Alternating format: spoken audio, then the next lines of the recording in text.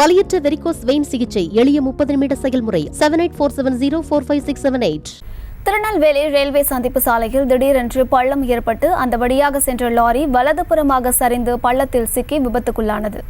இதுகுறித்தான மேலும் விவரங்களை கொடுப்பதற்காக செய்தியாளர் ராஜா இணைப்பில் இருக்கிறார். பேசலாம் ராஜா, இந்த விபத்து தொடர்பான முழு விவரங்கள். திருநெல்வேலியில் கடந்த மாதம் பெய்த கனமழை காரணமாக சாலைகளில் கீழ் பல இடங்களில் அரிப்பு ஏற்பட்டுள்ளது. நாட்கணக்கில் சாலையில் தண்ணீர் தேங்கியிருந்ததால் கான்கிரீட் சாலை பெயர்ந்து சாலைகளின் பள்ளம் ஏற்பட்டுள்ளது. 50 ஆண்டுகளுக்கு முன்பு போடப்பட்ட சாலை தற்போது உடைந்துள்ளது. காகித ஆலையில் இருந்து காகித பண்டல்களை ஏற்றிக் கொண்டு வந்த 12 சக்கர வாகனம் கொண்ட கனரக லாரி திருநெல்வேலி சந்திப்பு பகுதியில் இருந்து மீனாட்சிபுரம் செல்லும் ரயில்வே பீட்டர் சாலையில் வந்து கொண்டிருந்த போது திடீரென காங்கிரஸ் சாலை பெயர்ந்து 2 அடி பள்ளம் ஏற்பட்டது.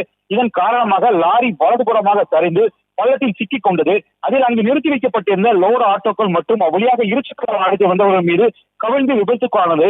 இதில் இருசக்கர வாகனத்தில் வந்த நவநீதன் என்பவருக்கும் காலில் பலத்த காயம் ஏற்பட்டது. அங்கு நிறுத்தி வைக்கப்பட்டிருந்த லோடு ஆட்டோக்கள் மீதும் லாரி சரிந்து நின்றதால் அடியில் சிக்கிய நபர்களுக்கு மிகப்பெரிய காயம் எதுவும் ஏற்படவில்லை. தற்போது உயிரிழப்பும் தவிர்க்கப்பட்டது.